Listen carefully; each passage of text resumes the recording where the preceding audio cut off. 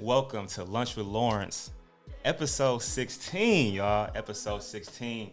I took a little break for a couple months, man, but I'm back featuring my guy Seth Harrison in the building, owner of Nature is Beauty Tree Service, and also what's the second business you got? A Piece of Cleveland. A Piece of Cleveland. Look, y'all, my man Seth is killing it in this industry, y'all. So we're gonna get into it. We're gonna talk about business. We're gonna talk about what this man got going on. It is good for you guys to hear and see what he's doing. So I'm excited to have you on, Seth, man. How you feeling? I'm great. Thanks for having me. Now, you said this is your first podcast? First one. Oh, man. Well, you looking good, man. Yeah, Smile look good, man. I'm glad you're here, man. Appreciate it.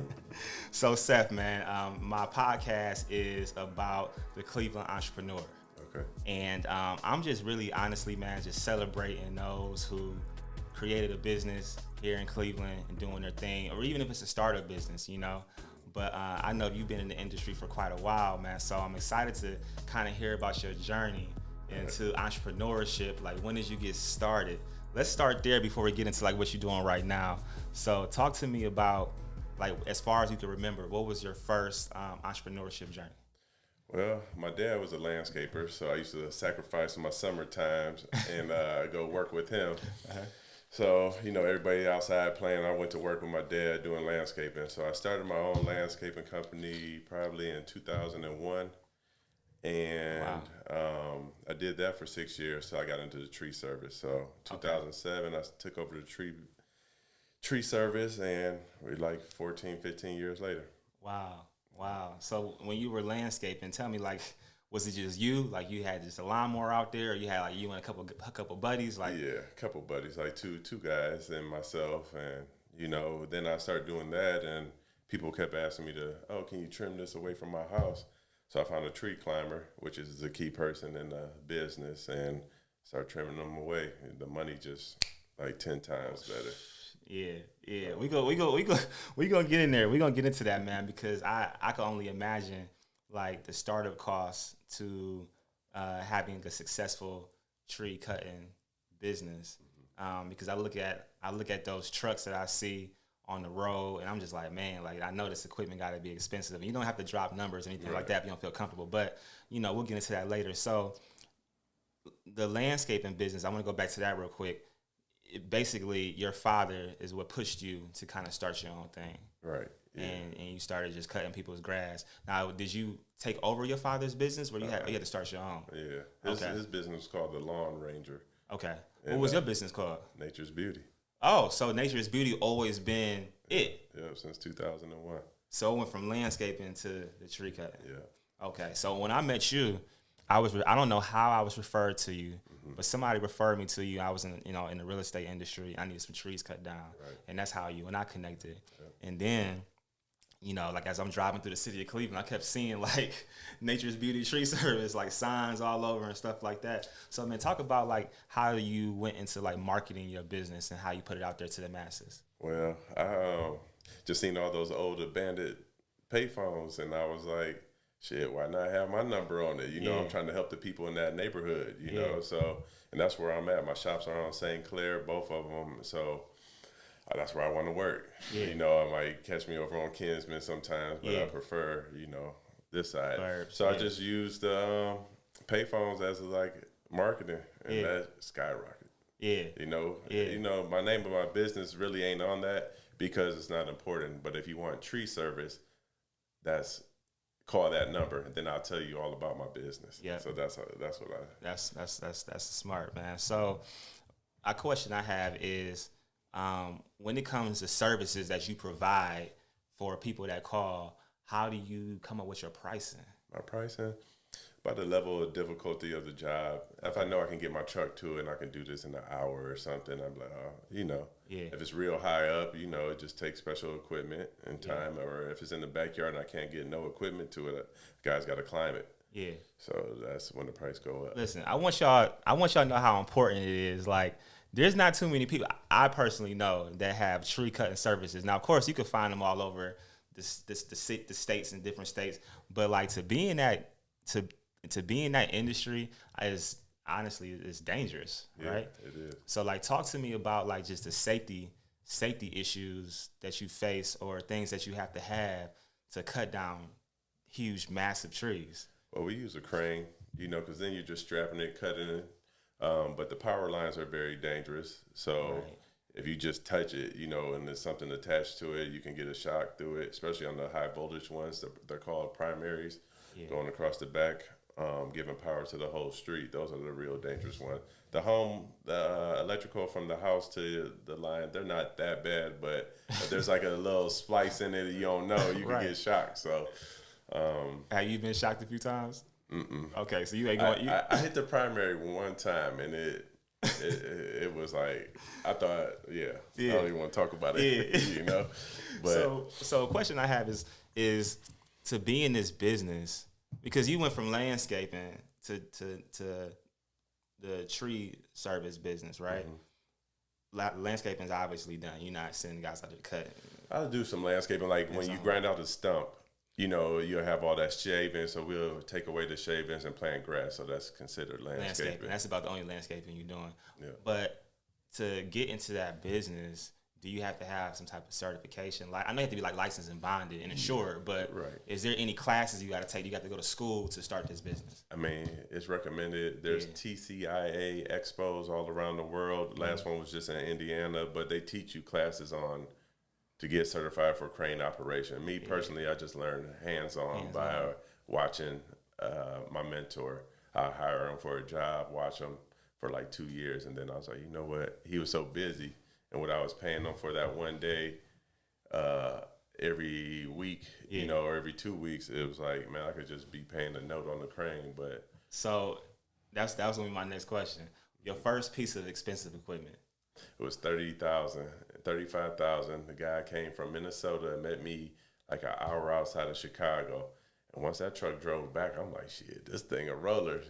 I still got the truck. It was my first bucket truck. So, how many trucks do you have now? Probably about 13. 13 trucks. Yeah. Man, that's amazing. Yeah. That's amazing.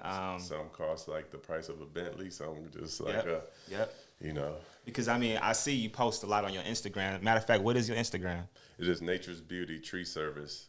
Okay, so Nature's Beauty Tree Service. So it's the name of the business. So if you go on Seth's Instagram page, he will have videos showing like out there in the field huge trees that they're cutting down with these big old cranes, and I'm just like, that's just amazing to me. And I know for the best time of the year for you is when there's crazy rainstorms, windstorms, and heavy snowstorms, because trees is down everywhere, and you guys just stay busy.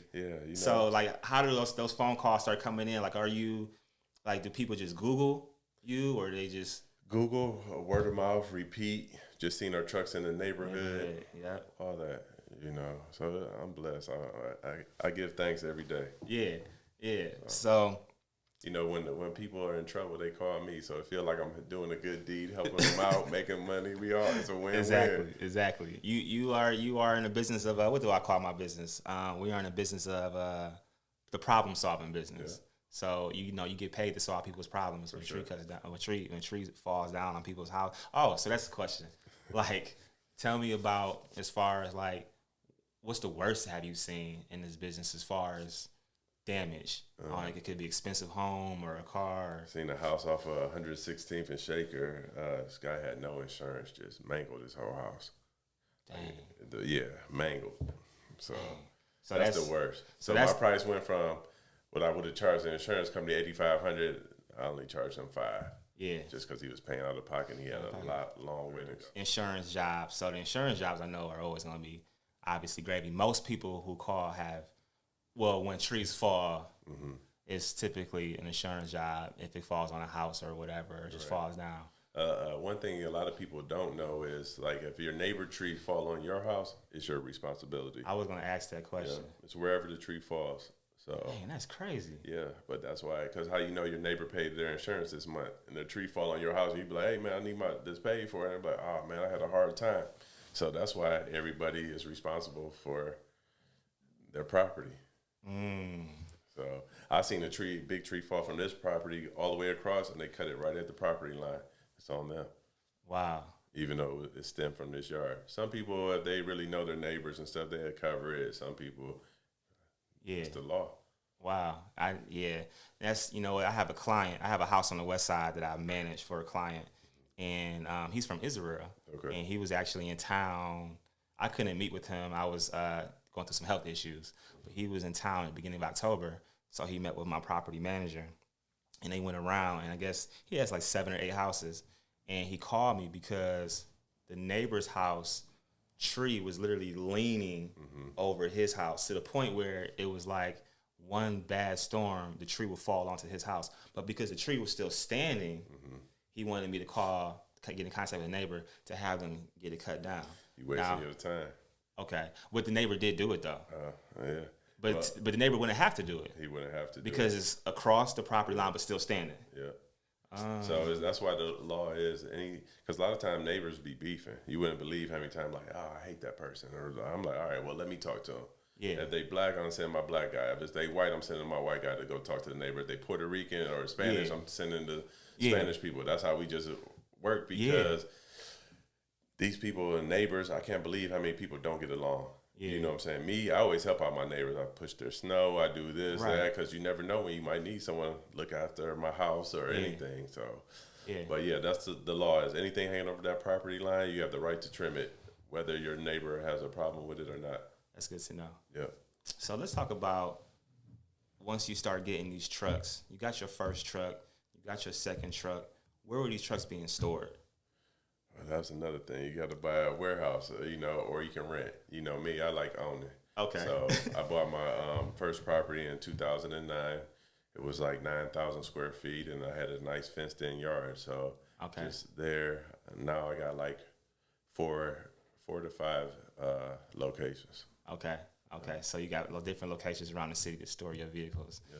So I want to get into the business of Piece of Cleveland. Okay. Because you had transitioned from, all right, we cutting down. Well, no, let's not talk about a Piece of Cleveland yet. Okay. Let's talk about a Piece of Cleveland yet. Yeah. I still want to kind of have you share with the people like the different kind of trees that you cut down, different types, and then if any of them are valuable than others. Okay. Well, the most trees we have around here is like maple, oak. There's white oak. There's black oak. There's pear trees, apple, crab apples, elm, ash, cherry. The list goes on. So, like, even getting into the business, man, I had one guy that he was just older. You usually have to pick him up, blah, blah, blah, and stuff like that. But he'd been in the business for a while. I'm like, what's that tree? In the springtime, you can tell what trees bloom. So that's like, okay, I started picking up magnolias, the pears, the crab apples, and stuff like that. Yeah. And then it just started, it was hard to identify, but, once in a while, I get caught up. But I tell people I ain't go to school, to be an arborist. I just learned this hands-on. And then instead of going to school, I started doing the Piece of Cleveland business, recycling the wood. The best wood is black walnut. Always bet on black. Okay, I like that. And it's just like that. It's just chocolate, natural. You don't have to do nothing to it. Yeah. And that's the hottest worldwide. It dropped those green balls. It looked like a tennis ball almost. Okay. So people will get annoyed with them. So I'd be like, yeah, I get it. I give them a better deal on those. But. So before we get into the Piece of Cleveland part with the trees, what were you doing before, like in the beginning, we start cutting down trees? What were you doing with them? Taking it to the dump. Take them to the dump. And they turn it into mulch and stuff like that. Okay. Yeah. Now, when you take the trees to the dump, are they giving you some type of money for that? No. Or do you have to pay? Do you have to pay to take it to the dump? Yeah, because they got $1 million machinery. Right. Just turning it into mulch and stuff like that. You need a big bulldozer and then the grinder, and then it's just a process. Everything's a process. It's a process. Okay. So now that leads me to the Piece of Cleveland. When did it come to your realization where you was like, yo, I could take these trees and turn them into something else other than taking them to the dump for mulch? Well, what happened? What happened? Tell me the story, man. I'm curious. Two things. There's, back in the day, we used to listen to UGK. Okay. Grinding the wood wheel and stuff like that. Yes. Just wood grain and stuff. So that was one thing. And then I seen this guy on Fox 8 one day making baseball bats out of the wood and stuff. So I went in and talked to him and stuff, and he was like, man, you got to stop wasting the wood, blah, blah, blah. And I went to a tree expo. It's once a year. It's like in Cambridge, Ohio. It's called the Paul Bunyan Show. So I went out there and I bought a mill. And it said 36 inches, but really you can only cut up to 30 inches on this machine. Okay. I'm like, well, the trees I'm cutting is way bigger than that. Right, yeah. So that only lasted for a little bit. Then I bought one that's 52 inches, and it really only cut up to 4 feet. That's 40. I see. Yeah. So then the other one, I bought this last one, it's 67 inches wide. So I barely get trees bigger than that. Okay. They got one more that's like 89 inches wide. I was thinking about buying that. What's these ticket prices on these machinery? Machinery is 20,000 and up. Okay. Yeah. Okay. So the bigger they are Yeah. inches, the more they cost. Yeah. Okay. So. But then. Yeah. Talk to yeah. After you mill it, you gotta let the wood sit outside and get it like air dry for 6 months to a year. Right. Really? Yeah, because for every inch thick the wood is technically, if you didn't have a machine to dry it, it's supposed to sit outside for a year for every inch. I'm cutting my wood at 3 inches thick, so that'd be 3 years. But I bought a kiln. A kiln is what dries the wood out. So I got a kiln that it dries the wood in 6 weeks rather than 3 years. Nice. So nice. So that kiln was probably just going all year round. Oh yeah. Yeah. One load come out, one load go come in. Yeah, and I have 3 kilns, so. Smart, as you should. Yeah. So the warehouse. So do you just have one big warehouse? Or you just have, like you said, you have several warehouses. Yeah. Because you have a warehouse for the Piece of Cleveland business, right? Correct. Okay. 67 St. Clair. Okay. Then I bought the property behind it on 69th, and then actually I bought half the street on 67th. Okay. Just piece by piece by piece, and it's something to see. You should come down there. Man, listen, I'm coming down this week, man. All right, I may listen tomorrow. I'm gonna clear my schedule out, man. So I'm gonna come tomorrow, All man. right, I gotta good. definitely check you out, cause I wanna. Okay, so a Piece of Cleveland, right? Cause my mind is going. Like I got questions. I got statements. So, you started making tables. Correct. And who designed? How did you come up with the design as far as the cutting the wood and whatever you use to put the gloss and finish over it and all that stuff? Like, who helped you create all that stuff? I mean, a lot of times the wood speaks for itself. We see it and say, "Oh, we just gonna leave that like that." Yeah. We put a lot of clear on it, unless people wanted to match something. Yeah. There's polyurethane. There's a satin finish or oil finish where it's just not as glossy.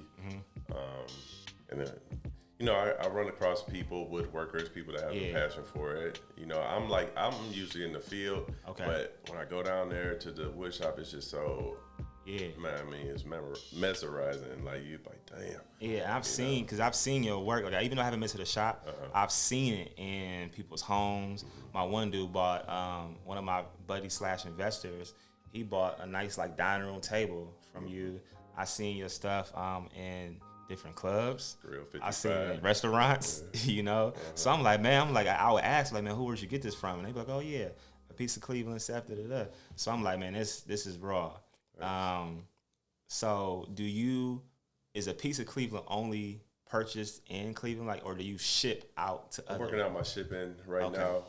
I'm building the storefront brand new from the ground up. Should be up by January, February, if I get this permits go through. Okay. And then I'll have my actual inventory.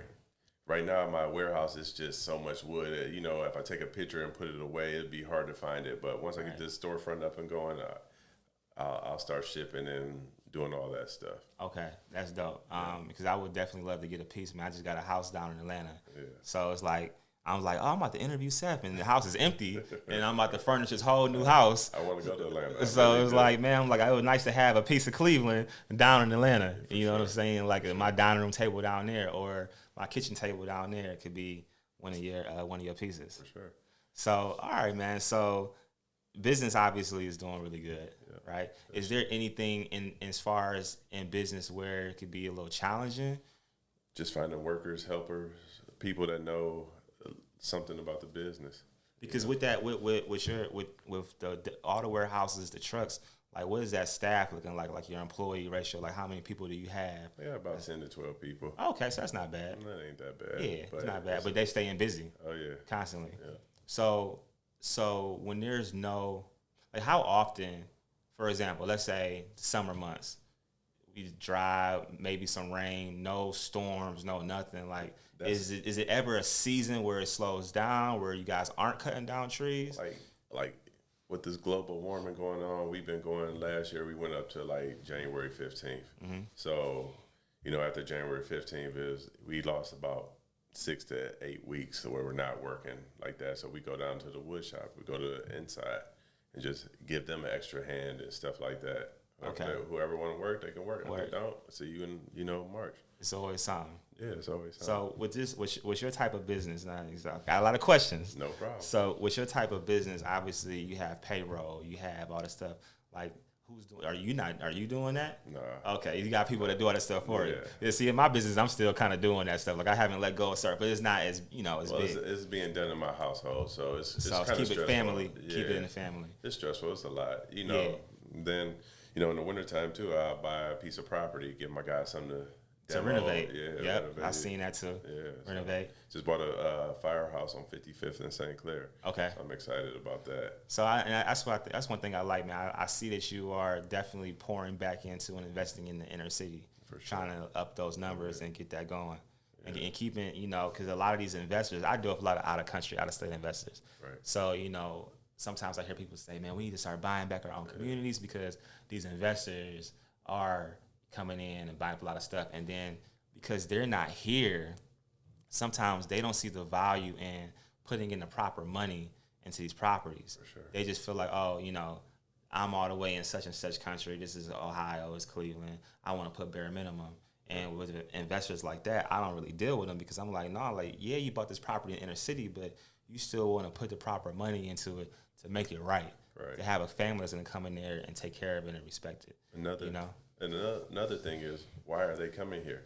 If it was bad, why, you think they would be coming here? Right. So it's like, I was motivated by Nipsey. He was a hustler, entrepreneur, and investor and stuff like that. And you do gotta, I want to control the people around me. Like in my shop, I'm trying to buy this house next door, this, that, and because I want the people to watch my stuff. Yeah. And in the neighborhood, Yeah. Yeah, that's all I do. That's what's up, man. I got like 30 parcels. Okay, that's good. That's nice. That's nice. So outside of, we got Nature's Beauty Tree Service. You got a piece of Cleveland. You a landlord. You know what I'm saying? You got rental property. Anything else that you may be? You got the storefront. So I guess that's what you're talking. The latest thing. You got that next coming up. And then after that, after I get the storefront, I got the bowling alley. Bowling alley. Yeah. So let me tell y'all real quick, y'all. Okay. Now I've been to Seth house. Okay. Let me tell you about this. Now I ain't gonna go into detail, but it's really dope. Like when I walked in his house, he gave me a tour, and he showed me how he took his own material from his business to lay his house out. Like talking about the wood flooring, the banisters, the just everything is like into his home. Where it's like, okay, this man definitely loves what he does because he took all this wood and just laid it out. Man, your house is super dope. Thank you. By the way, man, I'm like, it's like the trim, the molding, the stairs, everything, stairs. Like that is a dope renovation that you did. Now you don't do that into your rental properties. You just like a lot of new projects. The bowling alley, I want to make it all custom. So I'll be displaying a piece of Cleveland. I want people to be able to sponsor lane number 1, whether it's your company, lane number 2, go to lane number 3, and that's gonna be dope. Yeah. Do you would you get into like building out like kitchen cabinets and stuff like that, or that's kind of? Yes and no. It's almost like you either got to pick one lane and stay in it just because. Oh, what you know. Yeah, I mean those cabinets is big money because the house is being developed every day. But so is furniture. You think if you get 1% of all these houses, you walk up down the street, you get one sale here, the next street. It can add up. It's all these streets around here. Yeah. Now, this may be no question is a dumb question, but you may have to educate me on this because I don't know. Right now, lumber. What's considered like? What's lumber? Where do you get lumber from? Where do I get lumber from? Well, just in general question. Like, which is it a tree? Lumber comes from a tree. For sure. So what tree produces lumber? I mean, they use pine just because it's cheap. They clear out those forests, and it's mostly pine being grown. But that's why when I cut down trees, I cut down a lot of oaks. I kind of hate oaks. But in California or Miami or Atlanta, they don't really – Atlanta probably do. But California and Miami, they don't have oak trees like that. So what's trash here might be able to sell good out there. I see. Okay. So, I see. And the reason why I asked that question is because when COVID first hit and it was like, the lockdown, like Home Depot ran out of like everything. Like all their wood was gone, right? Then when they finally got wood in, the price of the lumber was super expensive. Like my guys would charge XYZ to put a front, build a front porch, some stairs, some handrails, and then it's like their price was astronomical because the material was astronomical. Now, and that's why I asked like, what is lumber? Because in my mind, I just always knew lumber was wood, but I didn't know like where it came from, like where it was being shipped from. Yeah, I think it had to do a lot with Canada. And that's when they shut down that border. So probably the cost to get it over is what made the material high. Yeah. Okay, but with your business, with COVID hit, did prices change at all, or things your prices remain the same? Yeah, I might just go up just a little bit just to beat the people, the market, but really the same. And in this business in Cleveland, is it competitive, or you kind of just got your own customers, other people who are doing it, they're in their own lane, you in your own lane, or do sometimes people come out, they want 2 or 3 quotes before a job is man. You got some people that try to like backstab you or just undercut you or jump into business just because it's not a lot of people in it. I don't mind that, but when they start taking it like in my neighborhoods, then I got to compete against someone I ain't told. That's the problem to me. But if they're on the west side, this side, I don't care. More power to them. Yeah. And what's the furthest you ever went out for a job? I went to Sandusky. Okay, so that's not bad. I mean, with them trucks, that gas, gas prices now with Biden in here, it's like $4 a gallon almost for us. That's true. One of my gas tanks is 90 gallons. That's just one truck. Golly, 90 gallons? Yeah, and I get like 2 miles a gallon in that truck. So that's the all money in truck. When you see that truck out, it's money. You already know. Yeah. So one of my like some of the last questions I always ask my guests is, obviously you may kind of answer this slightly, but you're from Cleveland. Cleveland Heights. Cleveland Heights. Okay, same here. See, my Heights. My Heights people, all right. Sure. I got my black and yellow. Right, real quick. It's crazy because I grew up on Sycamore Street. All right, okay. Sycamore is a tree, and it's like camouflage. You would always know this tree. Next street over was oak. So it's funny how my life just played out when it's coming full circle. Like, you selling this, So that I just wanted to throw that out there. Yeah. So I'm Cleveland Heights too, man. But as far as just Cleveland, period, man, like, how do you feel about being an entrepreneur in the city? How do you feel about the city in a whole, as a whole, as far as like just business and entrepreneurship? And you see Cleveland kind of on a rise. We got a new mayor. Shout out to Justin Bibb. And obviously you got so much going on in the city. It's like you in here. I'm just trying to connect. Get people more familiar with what I'm doing. Because not everybody own a home. But your mama do, your dad do, so that's why I put those signs in there, because when you go visit your mom, you going back to the neighborhood where you grew up. Oh, mom, get that tree over here. Then my sign might just be on the payphone at the corner or something like that. Yeah. But Cleveland, it's tough to make it here. You know what I'm saying? Only, if people are looking for those services, then I feel blessed because they do contact me. You know what I'm saying? And it's just a tough city to make it, because it's like I feel like it's a crab in the barrel mentality. They don't want to put the next man on because I don't know why. That's a good question to keep asking people. Yeah. But that's why I do want to get to Atlanta, because a lot of black-owned business and they love to support one another out here. Yeah. California, the money ain't nothing to them. They just throw it away. So that's my goal. Cleveland, I just wish it was just a little tighter. Yeah. Well, that's what's up, man. We that's pretty much the end of my segment, man. I'm excited to eat. Chef Jamie Smith is my main chef. Okay. She always holds me down, so she'll be pulling up. I'm excited to see what she has today. Matter of fact, when she gets here, which should be any minute, I'm gonna have to put the cameras back on, so she can come on here, man. I'm happy that you came for episode 16. I'm excited for Jamie to come, so we could just go ahead and get this good food. Hope you brought your appetite. I did. And then thank you for blessing the house, man, with what you're doing, man. Thanks for having me. Is there anything else that you want to talk about? Just a piece of Cleveland. Follow me on Instagram, a piece of Cleveland. Yeah. you know, just tell a friend, you know, from, you know, Christmas coming up, and just got a lot of little gifts that you can come down there and find. Okay. And where is it located at? That's 945 East 67th Street. 945 East 67th Street. Yeah. Okay. Right off of St. Clair, north of St. Clair. Okay. All right. Yeah, I'm definitely coming down, man. Not tomorrow, Wednesday for sure. I'll put it in my calendar. Sounds good. All right. That's a wrap. All right.